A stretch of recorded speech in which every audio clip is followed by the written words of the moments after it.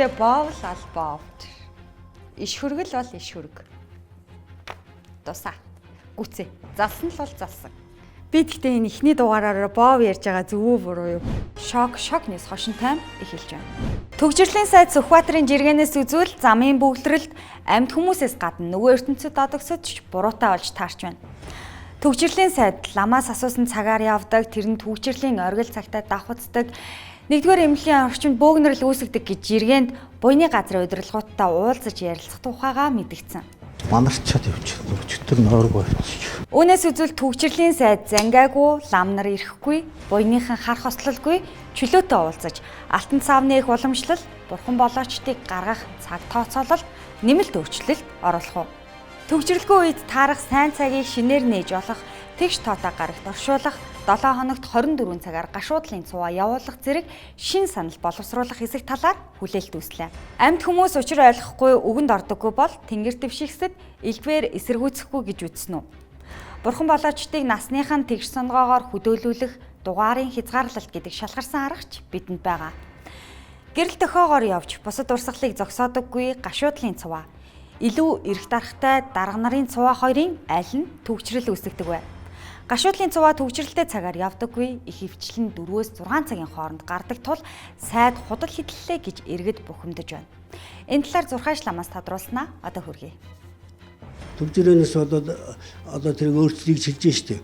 Тэгвэл энэ буруу өдөр тухайн талигчийн жил уснаас хамаарат тэр гарах цаг газар хөдөр нь өөр байдаг хэлчихэж штэ.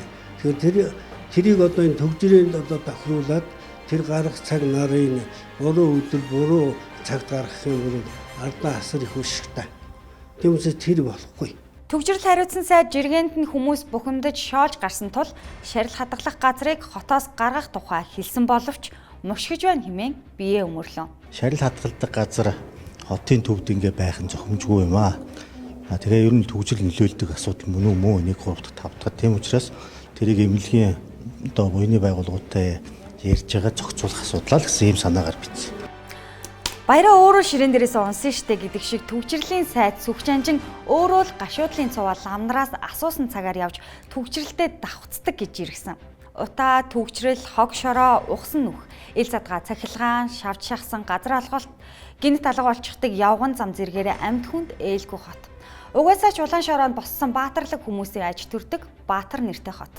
Энэ явдлаас хойш газар цэрүүн тунгалаг суугаа иргэдтэй төдийгүй тэнгэрт дэвшсэн хүмүүстэй ч ээлгүй хот болох төлөвтэй байна. Увс аймаг цэвэрлэх байгууламжийн шав тавих ёслол гих дарга нар дэрсэн дээр улаан хевсэнцэр дэлгүүлэн тунчиг нухацтай харц гарган тоглосон шинжгүүгээр тухлан заларсан нь ийм төрлийн дан ихэд тархсныг нотлолоо. Матмал сандал цуугчдын гоцлол нь барилга хот байгуулалтын дэд сайд Золбоо. Харин найрал дуучид нь Увс аймгийн Эвертэн Туурайтангууд байлаа. Польшийн тусламжаар баруун 5 аймагт цэвэрлэх байгууламж барина. Харин манай дарга нарын хувьд тууз хайчлах, хевсэн дээр залрах, ламаар ном уншуулах ёслолыг бүрэн хариуцж байгаа. Улсын их хурлын гишүүн Баяр сайхан Завхан аймагт мөн шав тавих ёслолын дараагийн цуврал тоглолоо. Хевс туусны дон хамаг бүдүүнээс нь эхлээд халзан хурган дарга нарыг хүртэл нэвчвт чүглэснийг олон адал явдал батлан харуулдаг.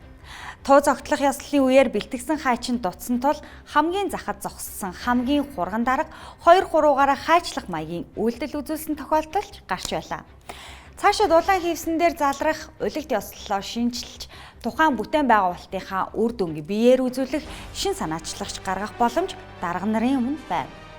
Жишээ нь цэвэрлэх байгууламжийг хүлээн авах ёслолын үеэр үр ашигыг өөрийн биеэр үзүүлж, жорлонд суугаад бохрыг нь хэрхэн ариутгаж буйг харуулах цоо шин ёслолын хэлбэрч байх боломжтой.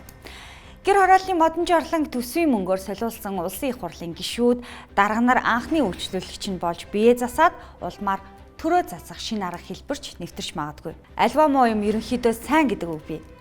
Улс цэвэрлэх байгууламжийн нээлт улс төр цэвэрлэх байгууламж хэрэгтэйг давхар батллаа. Монгол Улсын их сургуулийн монгол хэлний багш мөнх учрал үндэсний олон нийтийн телевизээр Чингис хааны боовыг залсан мэтээр андуурч ирсэн. Чингис хааныхаа боо иш хөргийг хилэн халтарч ам нь хадуурлаа гэхэд иш хөрөг ичимдэг эргэтэн хоёр хоорондоо ямар ч холбоогүй учир хачирхал төрүүлсэн явдал болсон юм. Юуны өмнө Монголын урдаа барьдаг ууган их сургуулийн монгол хэлний багшийн яриаг сонсъё. Чингис хааны боо шүргийг бүх газарт залсан. Чингис хааны боо шүргийг Эхлээд хилцэн хувьд задлж үзье. Их сургуулийн монгол хэлний багшийн монгол хэл шүү дээ. Бас нэг мөн байгаа. За гэхдээ бас Эзэн богд хааны боовыг нь ч бай, иш хүргийг нь ч бай анхудаа бүх байгууллагуудад залсан болохоос биш түүний хэлсэн шиг бас залаагүй. Бас тэгсэн, бас ингэсэн, бас залсан, бас гэвэл дахин давтагдж байгаа утгыг илэрхийлнэ. Урд өмнө нь аль хэдийн залчихсан байтал хүрлсөх бас залсан болж таарна. Монгол хэлний багшийн өөрийнх нь хар ярианы зуршлаар бол бас нэг алдаа. Бас байгаа. Утганд өгсөн байхад нэмж байгаа гэж хэлдэг нь инээдтэй бөгөөд эмгэнэлтэй. Энэ багш боов эзнээ бас боовыг эзэн байгаа гэж ярьдаг болов. Бас сэтгэл зүйн талаасаа ч гэсэн хачирхалтай тохиолдол. Бас байгаа. Иш хүрэг ба боов хоёрт хил халтарчихмаар ойролцоо дуудлага утга огт байхгүй. Хил халтрах бол хинт ч тохиолддог зүйл. Нөгөө хүн болох багаасаа хүүхд болох унагаасаа Жишээ нь улсын хурлын даргын хүн болох унганаасаа гэж хил халтарсныг ойлгож болох тохиолдол. Багш бүсгүй ярилцлагын өмнө амттай боов ийдсэн эсвэл нэвтрүүлэгт хамтдаа орсон ерөнхийлөгчийн зөвлөх бом очиртойгоо ямарваа нэгэн боовны тухай сонирхолтой яриа өрнүүлсэн байх магадлалтай.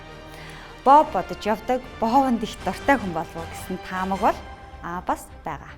Хүний хил халтарсан алдааг өөнтөглөх гэсэнгүй. Их эзэн Чингис хааны иш хүргийг биш, боовыг нь залсан гэж хол андуурсан. Ёс зүй алдсан хүндэтгэлгүй хэрэг.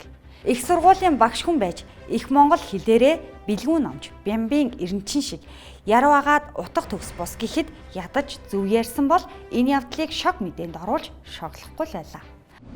Мөнх учрал багшийн хэл ярианы хэв маягаар нэвтрүүлээд төгсгөе. Бас та бүхэндээ эх талах хоногт боов шин дугаар төлөвлөх байгаа. Шок ньюс хошин таймаар иргэн уулзъя. Эзэн бог Чингис хааны боовыг ч бай, иш хүргийг ч бай.